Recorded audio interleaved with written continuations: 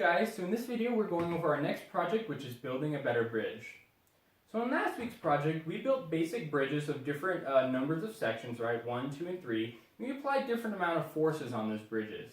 And you guys might have noticed that as the number of sections increases and the amount of force that we actually apply on that bridge increases, the amount of deformation actually increases significantly. And it might increase significantly to the point where that bridge might not be safe to use. So in this week's project we're coming back to building bridges. But we're going to try two alternative methods in order to help minimize the amount of deformation that occurs on that bridge. And so the first method we're going to be looking at is we're going to add in additional pylons or additional fibers to the bridge. And hopefully those additional fibers will minimize the amount of deformation that occurs. And then in the second method we're going to be looking at is we're going to be trying to optimize the thickness of each fiber in the bridge. In last week's project we assumed the thickness of each fiber in that bridge to be 1. Well, in this week's project that doesn't have to be the case. We can change the thicknesses of each fiber in order to best counteract the forming forces. But first, let's take a look at the pylons version. So as you can see here, I've built a basic NOS-1 bridge, but I've added on the pylons we're going to be working with this week. So we have pylons here, and those are all the pylons for an NOS-1 bridge. So as you can see here, we have two vertical pylons, both with height 3, that go up to 2 nodes up here. So we're going to have additional nodes in these better bridges. And from these nodes up here, they have fibers that run down to each of the top nodes in the bridge. So as you can see here for an NOS-1 bridge, we have 2 fibers that reach down to the 2 top nodes of that one section. So you can imagine that with a greater number of sections, more fibers will stretch down.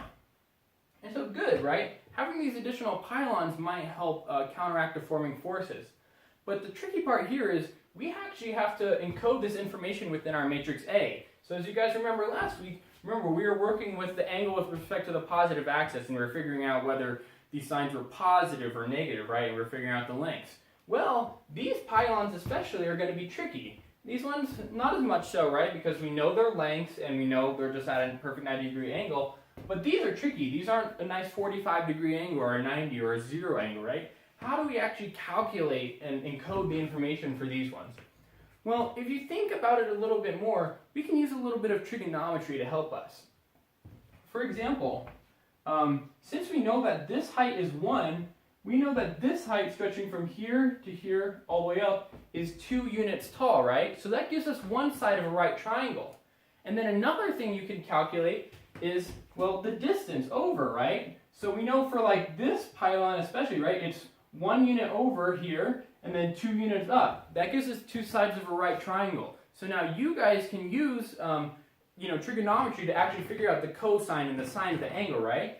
And then another thing you can do is once you figure out the pattern that exists for each fiber as it moves further and further along a given NOS size bridge, you can actually derive a formula, right? And then you can figure out the angle for any one of these pylons.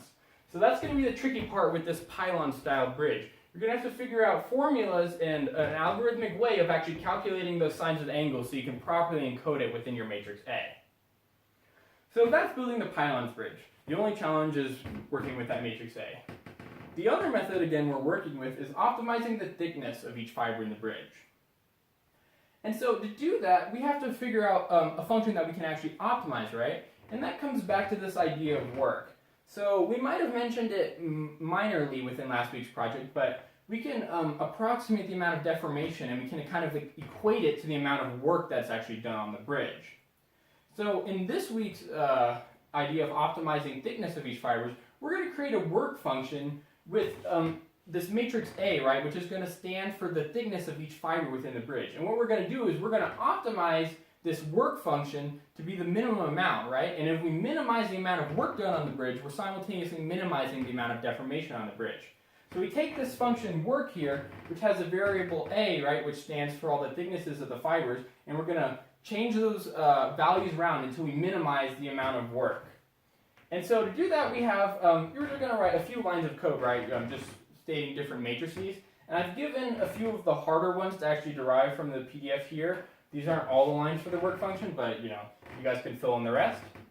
And what you're going to end up doing is, from this work function, you're going to give out 2 values. You're going to give out a work value, and you're going to give out the gradient of work, right?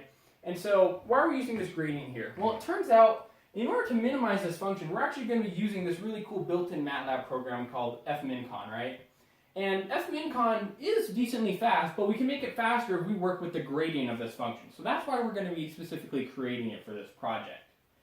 And so after you create this work function correctly, what you can do is you're going to do this thing. You're going to say an f handle is equal to at and then the variable a, the function work. And so what does this mean right here? Well, essentially what we're doing is we're turning this function into a symbolic type function. So now MATLAB understands by using this syntax that this letter A here is now a variable. It understands it as a variable of a function, not as like an input to a function. So this is treating it more like, a typical math function. And so after we do this, we can plug it into fmincon, and it's going to understand, oh, okay, we have this work function that has a variable A in it. I know how to minimize this. And so after we put it into fmincon, we're actually going to get out an optimum A matrix, and that's going to include the optimum thickness for each of the fibers within the bridge.